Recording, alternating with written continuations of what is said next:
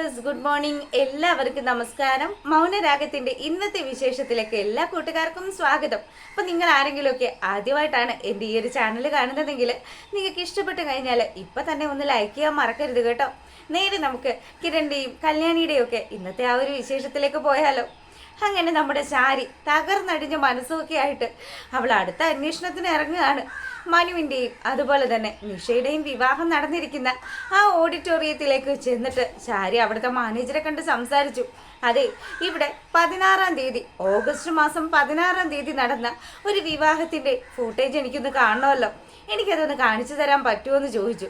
അയാൾ വലിയ പ്രശ്നക്കാരനൊന്നും അല്ലായിരുന്നു. പുള്ളിക്കാരനാണെങ്കിലോ അതിനെന്താ മാഡം, കാണിച്ചു തരാമല്ലോ. പിന്നെ മേഡം ഞങ്ങളോട് ഡേറ്റ് പറഞ്ഞത് അത് വളരെയധികം ഉപകാരമെങ്കിലേ ഇവിടെ ഒരുപാട് വിവാഹങ്ങൾ നടക്കാറുണ്ട്. അതും ഓഗസ്റ്റ് മാസത്തിലെന്ന് പറഞ്ഞാൽ കല്യാണങ്ങളുടെ ഒരു പെരുമഴ തന്നെയായിരിക്കും നടക്കുന്നത്. പിന്നെ ഞങ്ങൾ നോക്കട്ടെ കേട്ടോ എന്നും പറഞ്ഞ് ശാരി അവിടെ ഇരുത്തി.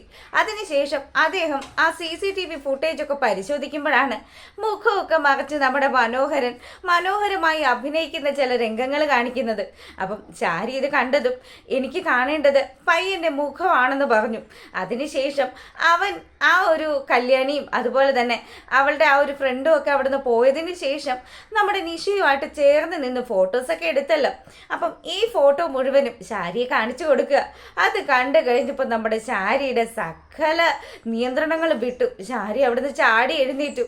എന്താ ദൈവമേ ഞാൻ ഈ കാണുന്നത്, ഈ കള്ളൻ ഇവൻ ഈ നാട് മുഴുവനും പെണ്ണ് കെട്ടി നടക്കുന്ന ഒരുത്തനാണല്ലോ. എന്തായാലും ഇവന്റെ ചതിയിൽപ്പെട്ട് തൻ്റെ മകളുടെ ജീവിതം നശിച്ചു പോയല്ലോ എന്നൊക്കെ ആലോചിച്ച് ശാരി പെട്ടെന്ന് അവിടെ നിന്ന് എഴുന്നേറ്റു.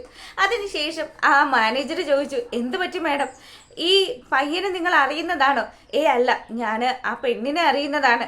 ഓ, അപ്പം അങ്ങനെയാണെങ്കിൽ ഈ പയ്യൻ ഒരു ഫ്രോഡാകാനാണല്ലോ സാധ്യത, അതല്ലേ നിങ്ങൾ പേടിച്ച് നിൽക്കുന്നതെന്ന് ചോദിച്ചു. അതിനൊന്നും ഒരു മറുപടിയും പറയാതെ നമ്മുടെ ശാരി അവിടുന്ന് നടന്നു പോവാണ്. അങ്ങനെ ശാരി വീട്ടിലെത്തി. ഈ സമയമാണെങ്കിൽ നമ്മുടെ കിരണും അതുപോലെ തന്നെ കല്യാണിയും കൂടി കല്ലുമോനെയും കൊഞ്ചിച്ചുകൊണ്ടിരിക്കുകയാണ്. അപ്പം ഇവർ കുഞ്ഞിൻ്റെ കാര്യങ്ങളും പറഞ്ഞു. കുഞ്ഞാണെങ്കിൽ ഭയങ്കര കുസൃതി. നമ്മുടെ കല്യാണിക്കിട്ട് ഒരു കുഞ്ഞ് ചവിട്ട് കൊടുക്കുന്ന സമയത്ത് കല്യാണി പറയുന്നുണ്ട്, നീ നിന്റെ അച്ഛനെ പോലെ തന്നെ ജിമ്മനായിട്ട് വരികയാണോ എന്ന് ചോദിച്ചു. കിരണാണെങ്കിലോ, എൻ്റെ പൊന്നു മോളെ കല്യാണി, നീയും ജിമ്മിൻ്റെ കാര്യത്തിൽ ഒട്ടും പുറകൊന്നുമല്ല. നീ ഉണ്ടല്ലോ ചില സമയത്ത് ഞാനുമായിട്ട് പഞ്ച പിടിക്കുന്ന സമയത്ത് നീ തന്നെയല്ലേ ജയിക്കാറ്, നിന്റെ കൈക്കും നല്ല ബലമൊക്കെ ഉണ്ടെന്നും പറഞ്ഞ് കല്യാണിയും കളിയാക്കി കുഞ്ഞിനെയും കളിപ്പിച്ചൊക്കെ നമ്മുടെ കിരൺ അവിടെ അങ്ങനെ ഇരിക്കുക. ശാരി കാരണം വന്ന് ഇറങ്ങിയപ്പോൾ കാണുന്ന കാഴ്ച, ഇവര് ഈ കുടുംബം സന്തോഷത്തോടു കൂടി ഇരിക്കുന്ന ആ ഒരു കാഴ്ച. ഇത് കണ്ടതും ശാരി ഇങ്ങനെ ആലോചിച്ചു, എൻ്റെ മോളുടെ ഭർത്താവായിട്ട് വരേണ്ടിയിരുന്നത് ഇവൻ തന്നെയായിരുന്നു. പക്ഷെ എന്ത് ചെയ്യാനാ, എൻ്റെ മോളുടെ ജീവിതം നശിച്ചു പോയല്ലോ. ഇവനെയും എൻ്റെ മോളെയും കൂടി വിവാഹം കഴിപ്പിക്കാൻ വേണ്ടിയിട്ടായിരുന്നു ആ ബഗാസുരൻ ഈ പാട് മുഴുവനും കഴിച്ചതെന്ന് കൂടി ശാരി ഇങ്ങനെ ആലോചിച്ചു. അപ്പൊ കല്യാണി ആ കാഴ്ച കണ്ടു. അല്ല, അയൽ വീട്ടിൽ അവര് ഇങ്ങോട്ട് നോക്കി നിൽക്കുകയാണല്ലോ. എടി, ഇപ്പം ആൻറ്റി പഴയതുപോലെയൊന്നും അല്ല കല്യാണി, ആൻറ്റിക്ക് ഒരുപാട് മാറ്റങ്ങളൊക്കെ ഉണ്ട്. ആൻറ്റി നേരത്തെ ആയിരുന്നെങ്കിൽ ആൻറ്റിയുടെ സ്വഭാവം ബഗാസുരനുമായിട്ട് ഒരുപാട് സാമ്യം ഉണ്ടായിരുന്നു. പിന്നെ പല സത്യങ്ങളും ആൻറ്റി ഇപ്പം മനസ്സിലാക്കി വരുന്നുണ്ട്. അതുകൊണ്ടായിരിക്കും ഞാൻ അങ്ങോട്ടൊന്ന് ചെന്ന് നോക്കട്ടെ എന്ന് പറഞ്ഞു. കിരൺ അവിടെ നിന്ന് ഇറങ്ങിയിട്ട് ആൻറ്റിയോട് ചോദിക്കുക, എന്താ ആൻറ്റി? ആൻറ്റി ഒരു അക്ഷരം പോലും മിണ്ടാതെ ഈ കാഴ്ചയും കണ്ട് സങ്കടത്തോടു കൂടി ആ വീട്ടിനകത്തോട്ട് കയറി ചെല്ലുമ്പം നമ്മുടെ ബഗാസുരൻ കിരണിൻ്റെയും കല്യാണിയുടെയും ആ ഒരു ഫോട്ടോ എടുത്തു വെച്ച് നോക്കിക്കൊണ്ടിരിക്കുക. എത്രയും പെട്ടെന്ന് തന്നെ ഈ കല്യാണി എന്ന് പറയുന്ന ശല്യത്തെ തൻ്റെ ജീവിതത്തിൽ നിന്ന് തന്നെ മാറ്റിക്കളയണം. അല്ലെങ്കിൽ താൻ ആഗ്രഹിച്ചതുപോലെ തൻ്റെ മകൾക്ക് കിരൺ എന്ന് പറയുന്ന ഭർത്താവിനെ കിട്ടില്ല എന്നൊക്കെ ആലോചിച്ച് കല്യാണിക്ക് കൊട്ടേഷൻ വെക്കാനുള്ള കാര്യങ്ങളും ആലോചിച്ചിരിക്കുക ബഗാസുരൻ. അങ്ങോട്ടേക്കാണ് നമ്മുടെ ശാരി തകർന്നു പോയ ആ ഒരു മനസ്സുമായിട്ട് വരുന്നത്. ശാരിയുടെ വരവും ഭാവവും ഒക്കെ കാണുന്ന സമയത്ത് ബഗാസുരന് ചെറിയ പേടിയായിട്ടോ. പുള്ളിക്കാരൻ പതിയെ എഴുന്നേറ്റു. എന്താ ശാരി, നിനക്ക് എന്തെങ്കിലും വയ്യായ്ക ഉണ്ടോ എന്ന് ചോദിച്ചു. ഉണ്ടടോ ഉണ്ട്, കുറച്ച് നാളായിട്ട് എൻ്റെ മനസ്സ് തകർന്നടിഞ്ഞ് നിൽക്കുകയാണ്. എല്ലാത്തിനും കാരണക്കാരൻ താനാടോ എന്ന് ചോദിച്ച് അവള് നേരെ ചെന്ന് നമ്മുടെ രാഹുലിന്റെ കഴുത്തിന് കുത്തിപ്പിടിക്കുക. അങ്ങനെ ആ അമ്മയും അച്ഛനും കൂടി തല്ല് കൂടുന്ന കാഴ്ചയും കണ്ടുകൊണ്ട് പാവ നമ്മുടെ സരയും, പാവല്ലോട്ടോ ഭയങ്കരയാണേ, സരയും ഇങ്ങോട്ട് ഇറങ്ങി വന്നു.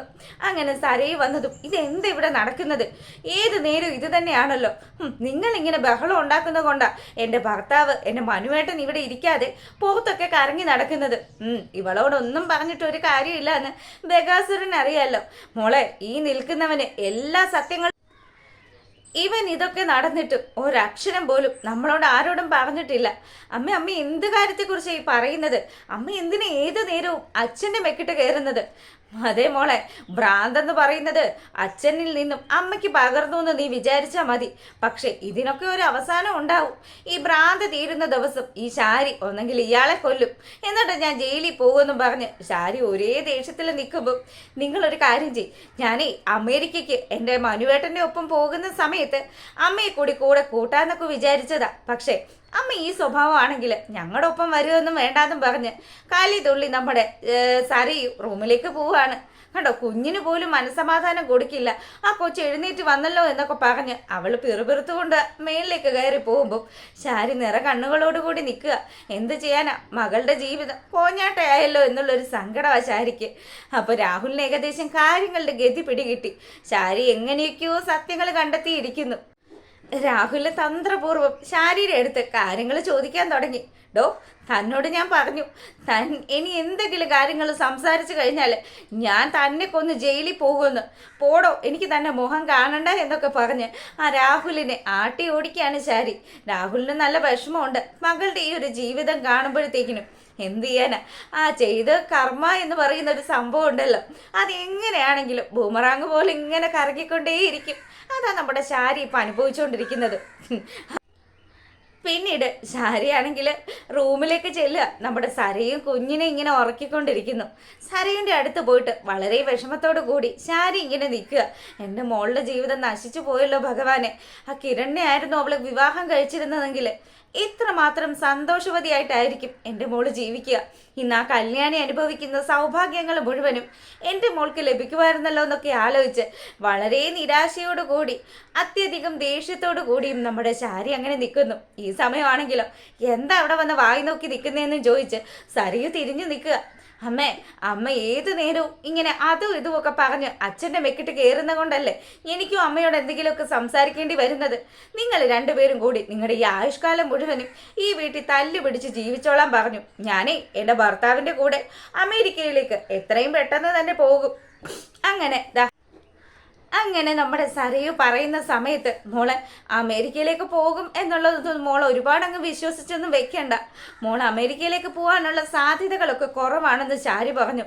അതെ, എന്തിനാ ഈ നാട്ടിൽ നിൽക്കുന്നത്? ലോക്കറിലിരിക്കുന്ന എല്ലാ സ്വർണ്ണവും എടുത്ത് വിറ്റിട്ട് ഞാൻ എൻ്റെ ഭർത്താവിൻ്റെ കൂടെ അമേരിക്കയിലേക്ക് പോവും. എടി മോളെ, നീ പൊട്ടത്തരമൊന്നും കാണിക്കരുത്. ഇരിക്കുന്ന സ്വർണം മുഴുവനും വിറ്റിട്ട് നിന്റെ ഭർത്താവിൻ്റെ കയ്യിലൊന്നും കൊടുക്കരുത്. അമ്മയ്ക്ക് ശരിക്കും എന്താ അമ്മ പറ്റിയത്? ഇത്രയും നാളും അമ്മ എൻ്റെ മനുവേട്ടനോട് വളരെ സ്നേഹത്തോടു കൂടിയാണല്ലോ സംസാരിച്ചുകൊണ്ടിരുന്നത്. എന്നിട്ട് അമ്മ ഇപ്പം അച്ഛനെ പഠിക്കുവാണോ എന്ന് ചോദിച്ചു. ഇത് കേട്ടതും നമ്മുടെ ശാരി, എടി മോളെ, ഞാൻ എങ്ങനെയാ നിന്നോട് ആ ഒരു സത്യം പറയുന്നത്? എനിക്കിപ്പോൾ ഒന്നും നിന്നോട് അതെ, അമ്മ എന്നോട് ഒരുപാടൊന്നും സംസാരിക്കേണ്ട ആവശ്യമൊന്നും ഇല്ല. ഞാൻ എൻ്റെ ഭർത്താവിൻ്റെ കൂടെ അമേരിക്കയിലേക്ക് തന്നെ പോവും. അദ്ദേഹം പറയുന്നത് മാത്രമേ ഞാൻ ചെയ്യുള്ളൂ. ലോക്കറിലിരിക്കുന്ന എല്ലാ സ്വർണവും എടുത്ത് ഞാൻ വിൽക്കുമെന്നൊക്കെ പറഞ്ഞ് അവൾ ഒറ്റ കാലിപ്പിൽ നിന്ന് ഇങ്ങനെ സംസാരിച്ചുകൊണ്ട് നിൽക്കുമ്പോൾ ശാരിയാണെങ്കിലും നിന്നോട് പറഞ്ഞിട്ട് ഒരു കാര്യമില്ല മോളെ. അമ്മയും അച്ഛനും പറയുന്നതിൽ എന്തെങ്കിലും ചില സത്യങ്ങളുണ്ടെന്ന് നീ മനസ്സിലാക്കണം. പക്ഷെ നീ അങ്ങനെ പോലും ചിന്തിക്കുന്നില്ലല്ലോ മോളെ.